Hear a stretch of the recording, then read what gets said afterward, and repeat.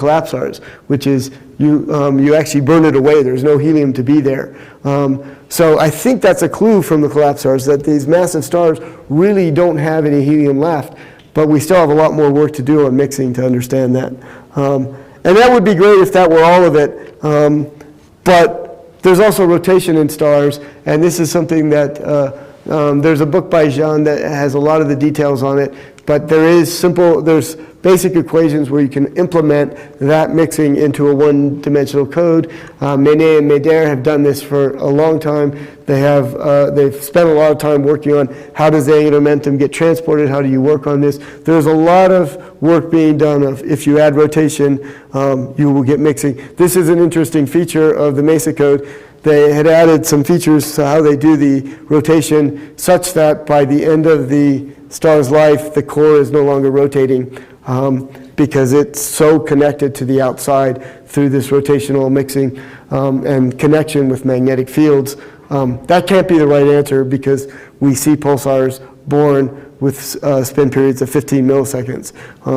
And so it's pretty hard to explain that if you actually slow down the core. So there's still arguments on this, understanding how stars behave. And then one last thing, when you put in rotation, this is a Kippenheim diagram. I think it's from Raphael Hershey, and it shows you not quite the same detail that Alex had in his Kippenheim diagram, but these are still those burning shell layers. So the black is the burning shell layers. And the only thing I really wanted to get out of this is the same star, just changing the rotation, and you can see that the fate is very different. So you can very much change both the mass loss and the mixing layers are different. So you end up producing a very different core. In fact, there is one other study of rotation with mixing that was done by Norbert Langer and was Sun Yoon and his Sun-Yok. I'm missing his name. He'll kill me if he finds out. Oh, it's recorded. This is horrible. Yoon et al. Is Yoon and Langer studied the mixing of stars for a range of massive stars with a lot of rotation, and he got something that they call these homogeneous stars, where the mixing is so effective that you essentially burn all of the hydrogen into helium. And so in this case, this is the abundance of helium at the surface of the star, starting with something at low abundance. And as he goes to more massive stars with this fast rotation, he actually mixes almost all of it. So it's 50% helium at the end of the star's life. And he also he's mixing out the abundances and making what is now known as homogeneous stars. So the mixing can really change the fate of the stars. And with rotation adds some other effects on it. So that was the first part of what I wanted to cover is, some of the issues that people have in rotation. Mixing and then mixing plus rotation. The next thing I want to talk about is mass loss. And there's a lot of different mechanisms for mass loss. There's things like radiation pressure driving the outflow, things like Wolf-Rayet A stars where you have line-driven winds, luminous blue variables. There's opacity, dust opacities that can drive outflows. That happens in red giant and supergiant stars and asymptotic giant branch stars. And there's also some opacity instabilities that can drive outbursts. So there's the kind of opacity affected mass loss. There's also burning instabilities that can cause mass loss, so that gives another way of losing mass.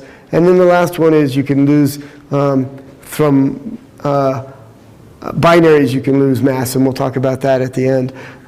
So we have these phases for mass loss.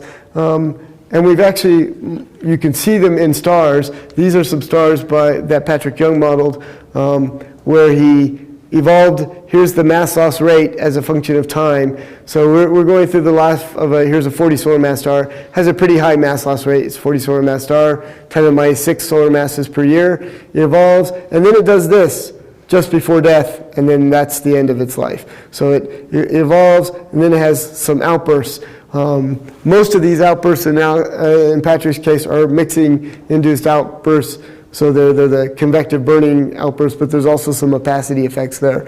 Here's a 23 solar mass star, again the same effect, and a 16 solar mass star, lower mass loss rate, but still some differences in the mass loss. The velocity of this wind has, at these places where they have these bursts of mass loss, jumps up, and it can have winds that are 3,000 to 4,000 kilometers per second traveling outward, depending on the star's mass. So they see them in the 1D codes. Whether it's real is another thing, but they see these kind of ejecta mass loss. And observers have gone to go see this. So this is Yuhua Chu. She has spent a lot of her time looking at these winds from massive stars. So you have these phases of the massive star where you have this wind, then you have on top of that is this shocked stellar wind, on top of that is the swept up interstellar medium, and beyond that is the ambient medium. So this has not been hit by the wind. But this is what a wind bubble looks like in the nice 1D case in spherical symmetry. These derivations were done in the 1970s, and I'll just point out that Bob Weaver is actually a Los Alamos scientist, still working in less in astrophysics, but still working. He's doing asteroids now, but still working hard on different astrophysics problems. So Yuhua said we should be able to see these wind bubbles and see effects. Here's how it gets a little bit messier if you do some simulations. The shocks can jump back and forth and make a mess on the profile. So this is density versus radius for some different models. So this is the wind profile. So this is density as a function of radius. Stellar wind, nice fall off. Then you get that shocked stellar wind. So here's when the shocks are causing problems. That's the shocked ISM, and that's the ISM. And that's what a typical bubble looks like in theory. In observations, it has nicer features like this, where you actually see shells around it. This is the bubble nebula. This is a plot from Yuhua Chu. We talked a little bit about 87A and features of 87A, where it had these rings and the shell from this asymmetric mass loss. It turns out that these have been seen. Well, these were afterwards. Yuhua went and looked at a lot of different massive star regions, and there's another star called SUR-25, where if you look closely, you see that ring. So it's in NGC 3603. You can see this wind in SUR-25. So you can see that feature, the same kind of shell-like feature. Why don't we see it in more stars? Because you really need a hot star to light it up. So 87A wasn't a hot star. We didn't see it beforehand, but after the supernova went off, you had some really hot photons to light up the shells. In SUR-25, this is lit up by the star. It's not a supernova. So she's seeing it before it's exploded. The reason she can get away with that is this particular star is a lot hotter than the progenitor for 87A, and it's lighting up that shell already. Presumably, when the supernova goes off, this will really get bright. Whether we can see it, well, we'll probably be able to, so we'll be able to image it just as well, depending on what kind of telescope's up in the air at the time. So this, these kind of features, these mass loss features have been seen, and you can observe them. But these are kind of indicating, you could envision rotating massive star has asymmetric mass loss. We get those in the models, especially Maydaram and A have done a lot of work on this, and done a lot of stellar models showing this kind of mass loss. The other way you can get this kind of asymmetric mass loss, and what I think the bulk of the community believes is the dominant way we get asymmetric mass loss and mass loss, significant mass loss from massive stars, is through massive star binaries. So in this case, at some point, Chip Kobenicki and I were office mates in UC Santa Cruz, and I had somehow convinced in Santa Cruz at the time, if you wanted to apply for Keck time, you couldn't do it as a postdoc. You could only do it if your advisor was willing to be the PI on the proposal. And we couldn't convince Chip's advisor to do this because, to look at massive stars, because Chip's advisor actually had their own projects they wanted to work on. But Stan Woosley is a theorist, so he didn't have any projects on Keck. he was allowed as much time as any observer on Keck if he could get a good proposal. So Chip wrote a proposal to go look at massive star binaries and started a process that's now been 20 years monitoring the Cygnus OB2 association, all of the stars that are O or B, so all the massive stars there, just looking at them to see, in the same way Maillard here in Switzerland looked at low mass stars to look for velocity variations for planets. We did the same thing, looking for velocity variations to look for binary massive stars. Because if you go look at massive stars and say, how many do I see that are in binaries? It's not that many. But if you start looking for the velocities, you start finding them. And it's harder to see the velocities in massive stars because they're hot already, and so you have to have pretty big variations in velocities. And this is what the data kind of looks like for a typical, this may not be a typical, this may be a good a system, but for the systems that we were studying. So they looked at them over a long period. This is, Kaminski is one of Chip Kolbenicki's students, and they observed the binary fractions of massive stars. And at the end of this particular study, they could prove that roughly at least 60% of massive stars were in binaries. A large fraction of those are in binaries that are close enough that there will be interactions when as they evolve. And it could be that 100% of all massive stars are in binaries. And in fact, what Chip Kolbenicki did is he looked at that data and said, okay, let's assume they're all in binaries. Then he could start pulling out what are the distributions of these binaries? What's the ratio of, say, the mass of the primary to the secondary? What's the ratio of what are the inner separation of these binaries? So a lot of the parameters, binary parameters that you would pull out, and he did lots of fits, and he did best fitting contours of that data. So he produced a range of results. And he did this, I guess I don't have the paper, it was probably 2004, 2005, by Chip Kolbenicki. What he ended up finding was that the kind of parameters people would assume for binaries for massive stars were roughly okay. They fit into the contours.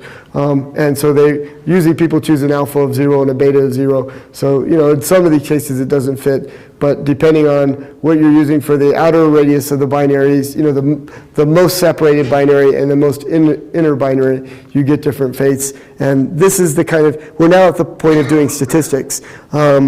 Since this time, there's been several groups doing these kinds of studies, not with the same, I guess, care and precision of just looking at one consistent association, but they're finding the same results. In fact, I think they are more sure that 100% of massive stars are in binaries, and they are more sure of these different binary population parameters. I think it's because they are less sure of what their errors are. These error bars are bigger, but I think the data is better, so that you can take away with what you want on that kind of thing. But what this tells you is that we kind of know that massive stars are in binaries. We kind of know the distributions, like what's their distribution in radius, what's their distribution in mass, and we're making some progress in these models. Yeah?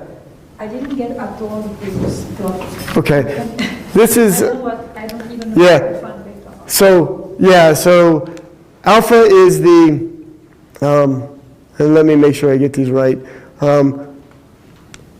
One of the parameters is when we do binary population synthesis, we assume that, and study binaries of massive stars, we assume that there's an inner radius where the binaries all are in a distribution where their closest radius can be this.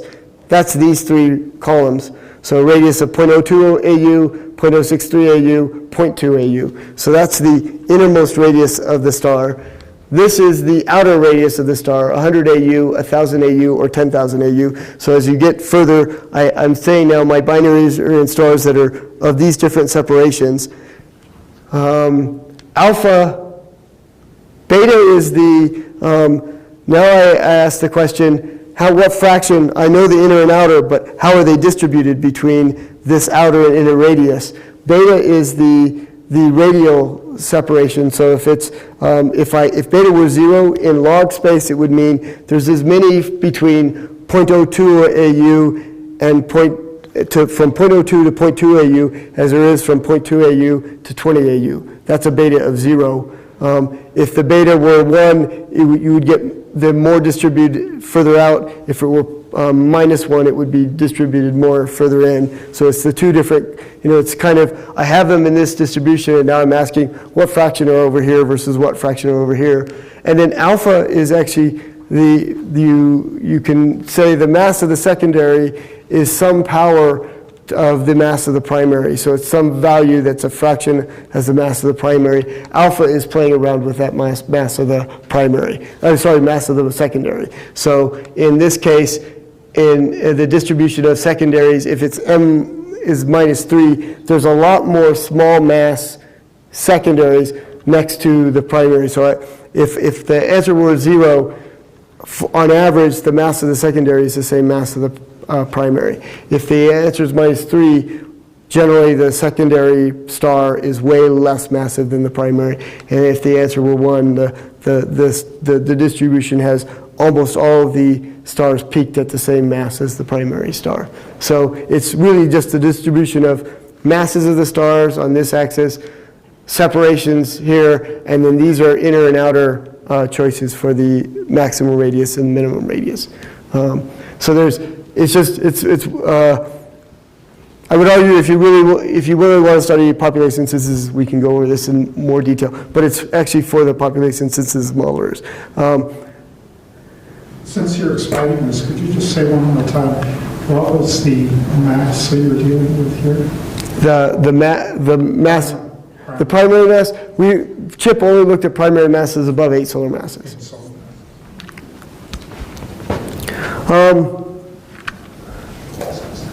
So then you look at that, then you know there's a lot of interacting stars. So the next phase in the star's life is how often, if they go, when the star goes to a giant phase, say they have a separation of 0.1 AU, well, let's make it 1 AU. They have a separation of 1 AU. A 10 solar mass star goes into a giant phase. It suddenly envelops its companion. And so we have to understand how does that evolution happen? What happens during that phase? And that's where we have a lot of mass loss from the stars. So you can get, and here's a simulation of a star and its companion. The companion's somewhere here. You can see the companion's there now. It's spiraled in. It got enveloped. It's spiraling in, and it's making this tight binary, ejecting the stellar mass. This is looking down on the orbit. The orbital angular momentum plane is coming out toward you. This is looking where the orbital angular momentum is in this direction. The system evolves. It's ejecting stuff mostly in a kind of along that angular momentum, orbital angular momentum plane, and it's removing that material. And so you eject the material of the star, and depending on how massive the companion is, whether the companion merges with the core of the star before or after it's ejected all the hydrogen envelope, depends a lot on the exact conditions. So if it's really massive, you can eject the entire hydrogen envelope and keep a tight binary. In fact, that's how we make all the X-ray binaries that you see. You have two massive stars.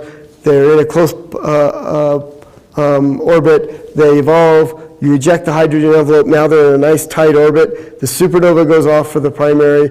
Now you have a star and a neutron star.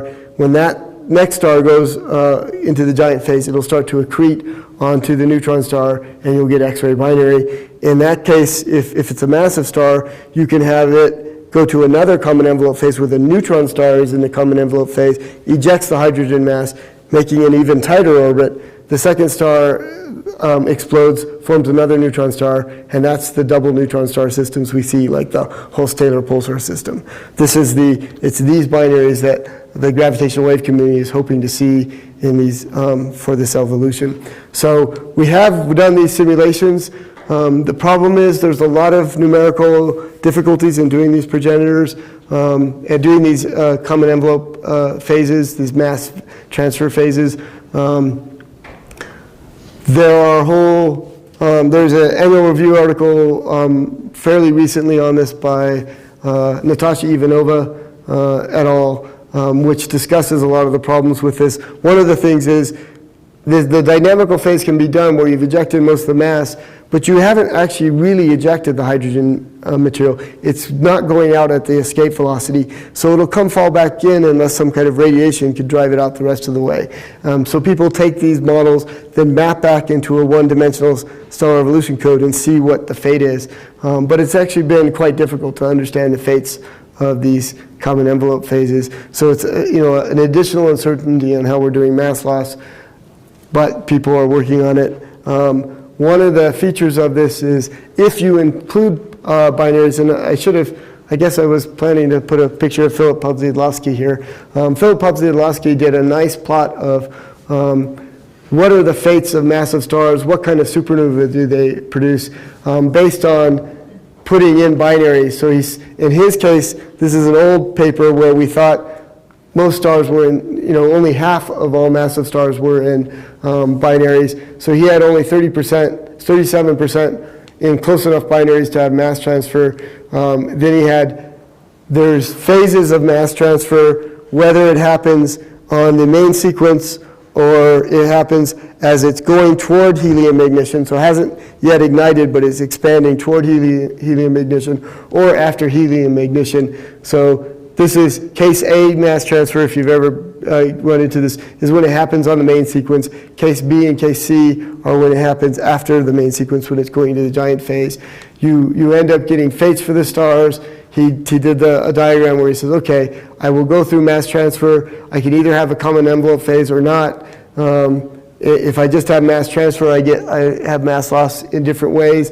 Then he discussed the fate of the primary, where he said, okay, I can strip some of the hydrogen off and make a blue type 2 supernova like 1987A. Philip Podsiadlowski was the one that was pushing that as a progenitor for 1987A. You can strip all of the hydrogen off and make a type 1b supernova. You can strip so much mass off that it no longer collapses and forms a white dwarf, and you form a white dwarf binary. And you can, in this case, you can have the common envelope make a 1b supernova. So he was finding the ways of producing 1b supernova with binaries. I will say ahead of time, this plot is so old, it was before we really had 1c as a category. So 1c category supernova are new, so he was only considering 1b versus 2 in his models. But he found ways to make a wide range of supernova depending on how they evolved. And this is, the funny thing with this is, the reason we haven't made as much progress and we're starting to have more and more faith in binaries is that it's so easy to model, it's so much harder to model binary stellar evolution than it is single star evolution, that we're still at a point that most of the stellar evolution models are single stars. So we haven't done that much binary evolution. In some case, rightfully so, we don't understand the single star evolution well enough. Why should we be mucking around with binary star evolution? But because we know most of these stars are in binaries, I think it's time to really start modeling these more in binary, including binary effects. It's just very hard to do it in a 1D stellar evolution code, and we're really stuck with 1D right now for most stellar models until we can get beyond that. So that's basically what I want to go over on stellar evolution. We're in this thing where there's still a number of uncertainties that make it so that the different codes get different answers. I think the key uncertainties are in the stellar mixing, and there's a lot of work being done of how do we take what we learned from 3D models and put them into 1D. And then there's a lot of problems with the mass loss, both understanding winds and pulsations. And again, that has to do some with the mixing, because the shell burning can get explosive and that can drive mass loss. But it also has to do with putting in binary effects. And so we'll have to start modeling binaries better. And then tomorrow, the next lecture, I'm going to talk about how the discovery of gamma ray bursts kind of drove us to looking at new supernova engines. And with that, I'll stop here.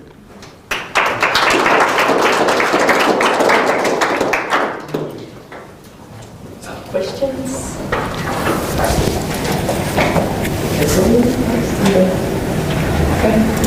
You nicely pointed out the importance of mixing, and at some point you compared the models of Limondi and Kefi and of Hager, if I remember well. Yeah, that's right. Actually, they are not really comparable because even though we are not, even though we know that mixing and mixing induced by rotation is very difficult to model, we know that one of these models is clearly wrong because they treat advection as a diffusive process, for example. The Hager models, they treat a process which is advective as a diffusive process, so that, is totally wrong. The other one may not be totally correct, but at least it treats a process in a physical way. The physical process is treated in a physical way. Yes. So, I guess if you compare, for example, Limondi and Kefi and the Geneva code, you would get very similar results. And it's not the question of the code; it's really the question of the physics, which is behind. That's right. It's the physics of how you're implementing how I want to do the mixing, and like you said, it's not implementing, because implementing to me means more numerical way of writing the equations. It's really the equations behind.